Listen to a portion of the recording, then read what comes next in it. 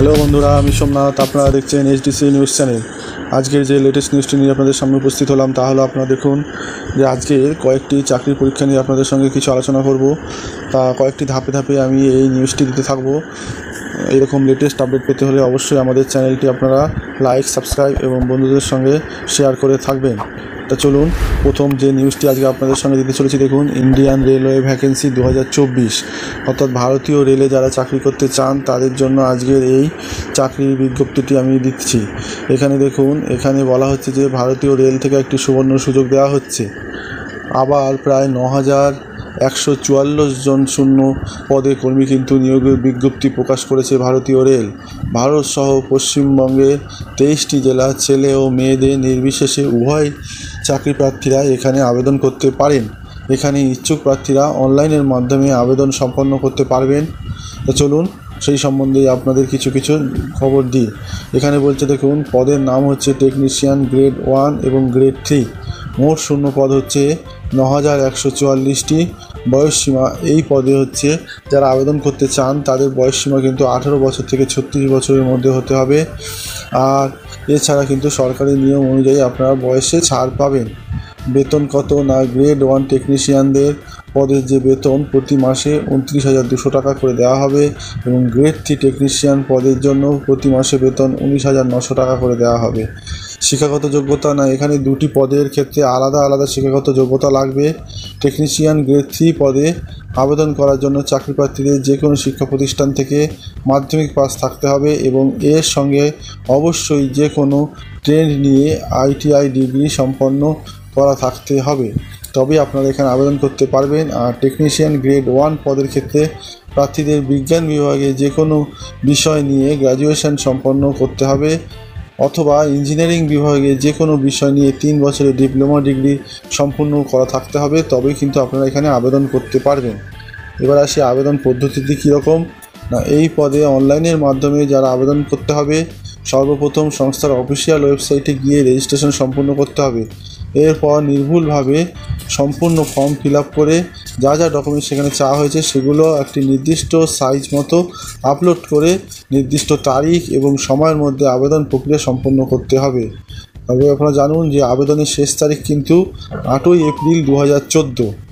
আপনারা যারা আরও বিস্তারিত তথ্য পেতে চান তারা কিন্তু এই অফিসিয়াল ওয়েবসাইটে যোগাযোগ করতে চলুন। তাহলে অফিসিয়াল ওয়েবসাইটটি আপনাদের সঙ্গে ঘোষণা করছি। এই অফিসিয়াল ওয়েবসাইট হচ্ছে www.rrbapply.gov.in। এই ওয়েবসাইটে গিয়ে আপনারা কিন্তু বিস্তারিতভাবে জানতে পারেন এবং কখন কি করতে হবে বা কি দরখাস্ত, বয়স কত, সম্পূর্ণ বিষয়টি আপনারা এখান থেকে পেয়ে যাবেন। এইবার যে চাকরি নিউজটি আপনাদের দিতে থাকবো তা হলো যে পশ্চিমবঙ্গের বিদ্যুৎ দপ্তরে কিন্তু কর্মী নিয়োগ করা চলছে। তা চলুন সেই সম্বন্ধে আপনাদের কিছু জানাই। WBACTCL নিউ রিক্রুটমেন্ট 2024-এ তারা জানাচ্ছে যে রাজ্যের চাকরি প্রার্থীদের জন্য একটি নতুন খুশির খবর কিন্তু তারা দিতে চলেছে। পশ্চিমবঙ্গে বিদ্যুৎ দপ্তরে কর্মী নিয়োগ করা হচ্ছে, এর জন্য বিজ্ঞপ্তি প্রকাশ করা হয়েছে। এখানে ইচ্ছুক প্রার্থীরা অনলাইনের মাধ্যমে কিন্তু আবেদন সম্পন্ন করতে পারেন। তা চলুন আরও কিছু তথ্য আপনাদের জানাই।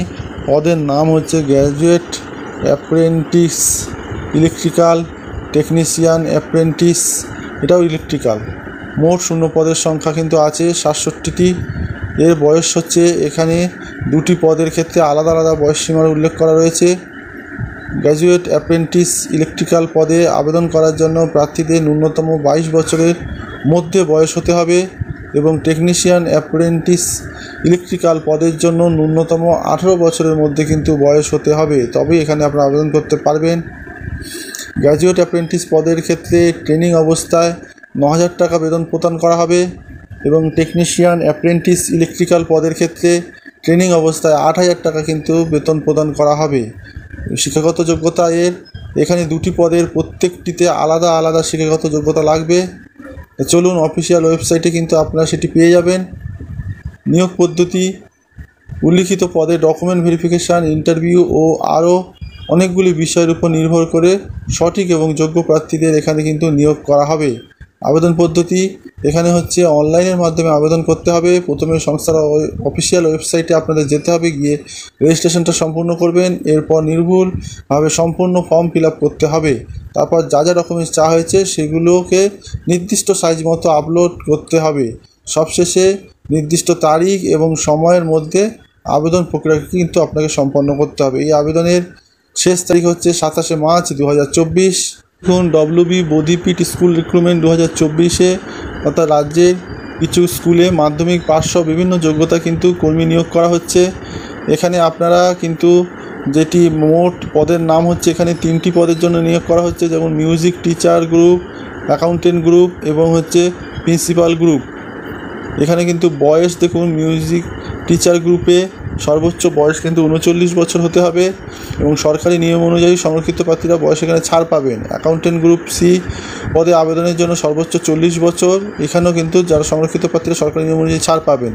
প্রিন্সিপাল গ্রুপ এ পদে আবেদন করার জন্য প্রার্থীদের সর্বোচ্চ বয়স 45 বছরের মধ্যে হতে হবে, এখানেও আপনার সরকারি নিয়ম অনুযায়ী সংরক্ষিত প্রার্থীরা ছাড় পাবেন।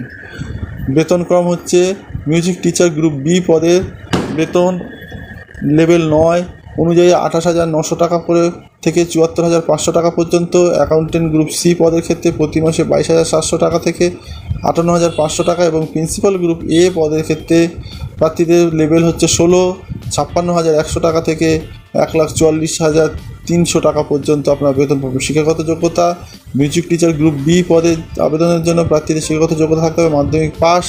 এর পাশাপাশি যে কোনো সরকারি স্বীকৃত প্রাপ্ত শিক্ষা প্রতিষ্ঠান থেকে ভোকাল মিউজিকে ডিপ্লোমা কিংবা ডিগ্রি এবং সার্টিফিকেট থাকতে হবে।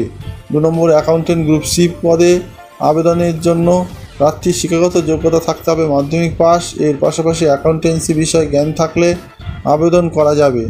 আর হচ্ছে 3 নম্বর, প্রিন্সিপাল গ্রুপ এ পদে আবেদন করার জন্য প্রার্থীর শিক্ষাগত যোগ্যতা সম্পর্কে বিস্তারিত জানতে হলে আপনাদের সংস্থার অফিসিয়াল ওয়েবসাইটে কিন্তু যেতে হবে। আবেদন পাঠানোর ঠিকানা SDO Bidhannagar, administrative building, DG 4, sector 2, first floor, Salt Lake, Kolkata 7,91,000। আবেদনের শেষ তারিখ 31শে মার্চ 2024। এখানে আপনারা দেখুন, এটা ডাউনলোড করে নেবেন, WB বোধিপীঠ স্কুল রিক্রুটমেন্ট 2024। এখানেই কিন্তু আপনারা সেই খবরগুলো পেয়ে যাবেন। এখন যে বিজ্ঞপ্তি নিয়ে আলোচনা করব তা হলো WBPSC ফুড SI এক্সামিনেশন 2024। কিন্তু এবার পাবলিক সার্ভিস কমিশন প্রকাশ করছে একটি বড় ঘোষণা। কি না, তারা বলছে যে ফুড ইন্সপেক্টরের যে পরীক্ষাটি হতে চলেছে 16 এবং 17 মার্চ, সেখানে সম্বন্ধে আজকে কিছু আলোচনা করছি। দেখুন আপনাদের সঙ্গে, এখানে হচ্ছে ফুড সাব ইন্সপেক্টর নিয়োগের পরীক্ষা হবে এই দুদিন। কমিশনের অফিসিয়াল ওয়েবসাইট থেকে ইতিমধ্যে কিন্তু পরীক্ষার্থীরা নিজেদের অ্যাডমিট কার্ডটি ডাউনলোড করে নিয়েছেন।